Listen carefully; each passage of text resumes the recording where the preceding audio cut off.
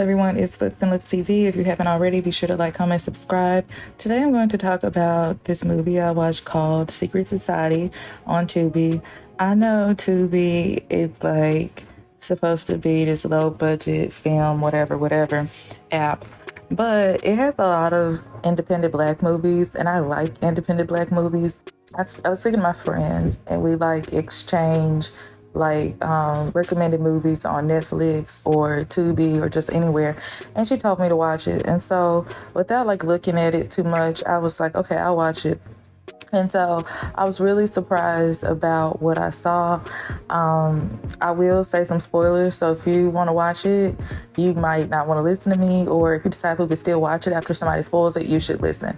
So yeah, so the movie pretty much showed two trans women who initially, when I saw them, I didn't know they were trans. They were just like pretty much in a club and they saw some athletes and they sent an expensive bottle of champagne to get their attention. Athletes, or the athlete and his like entourage, pretty much kicked the girls off the table who were there with them and invited the two trans women over. One of the trans women develops a relationship with this guy who isn't yet, also, I should say, he's not a professional athlete yet. He's about to go to the NBA draft. And so they pretty much start off talking about how they like finessing men for their lifestyle. And so I'm like, okay, this is what this movie is going to be about, just like women finessing men. But I didn't know that like basically Secret Society stood for trans women who, you know, present themselves as biological women to survive. And I thought that was really interesting. It showed also the necessity of some women to go after like professional men or wealthy men because they are usually able to provide like the money to afford their lifestyle on a consistent basis. So these trans women were very beautiful, very fit. They were trans women. They just look like biologically born women or cis women.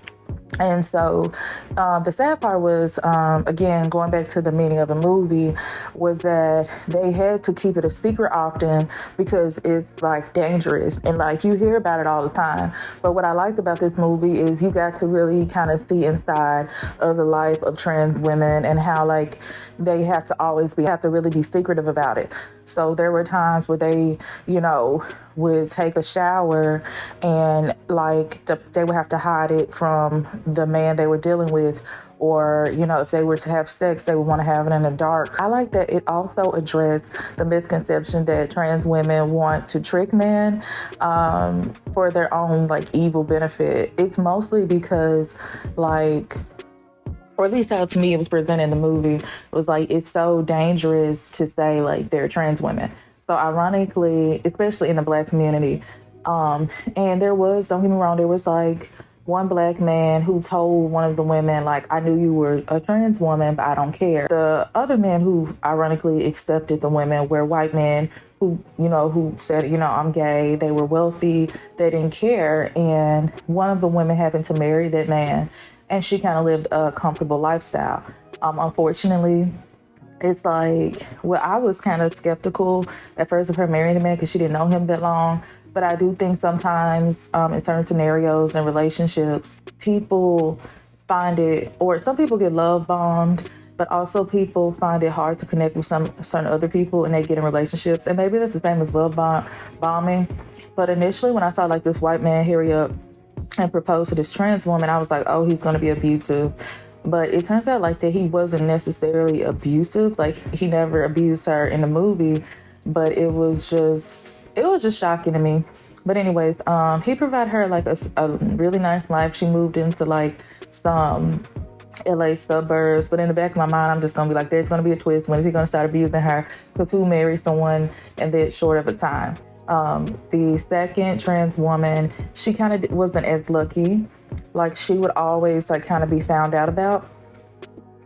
And she kind of put in her friend's mind often like, we don't have fairy tale endings and we shouldn't get attached to guys. And it was kind of like the overall theme throughout the movie, like, don't get attached to these men because if they find out about us, they're going to unalive us or abuse us, or, you know, you just never know. And so, unfortunately, the second trans woman who wasn't married, she she did find someone who liked her, and said he understood that she was a trans woman. He still wants to be with her, but he was living like a street life. And so somebody pretty much robbed him and unalived him. And she was really hurt about that. She does, ironically, find someone else who she's in love with who's really decent, but she doesn't. He's like really ready to like move forward with her, get married to her, but in her mind, she still feels bad because she's like, he doesn't know that I'm a trans woman. The athlete who was at the beginning, he got around his friends and they like were like, oh, you didn't know there was a man or blah, blah, blah. And they were like, oh, they stay tricking dudes. And how could you not know? And when he found out, he was like hurt.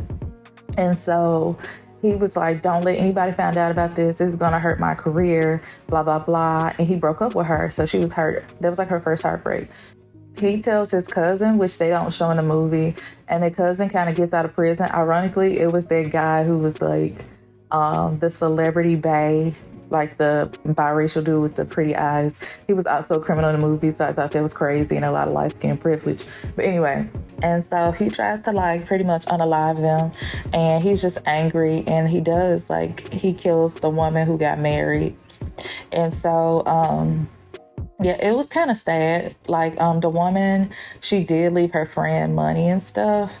And at first I was like, oh, now the white guy is going to take advantage of the trans woman's friend since they're not together. But he never did. He just gifted her. And it's like she got to live her new life. So it kind of did have a happy ending. But it wasn't a pure happy ending because she lost her friend. Wow, it's so good that trans women and like the LGBT are happy to, or that they're getting the opportunity to share their stories, because a lot of people, I feel like they don't come in contact with them, or they don't try to understand it. And even if you don't try to understand it, I'm like, well, they're still representing themselves. They're still speaking for themselves. And so I thought it was a great movie. And I don't know, I used to like work at a place that had like office space for LGBT youth who were like homeless, because a lot of times when they tell their parents, they do get kicked out the house. And so again, like if you don't really interact with their population, you wouldn't really understand it or know about it. So I just thought the movie was really great, and it humanized trans women. And so I really liked it. And if you get a chance, I feel like you should watch it because it's a really good movie. And thank you for watching Books and Looks TV. Make sure you like, comment, and subscribe.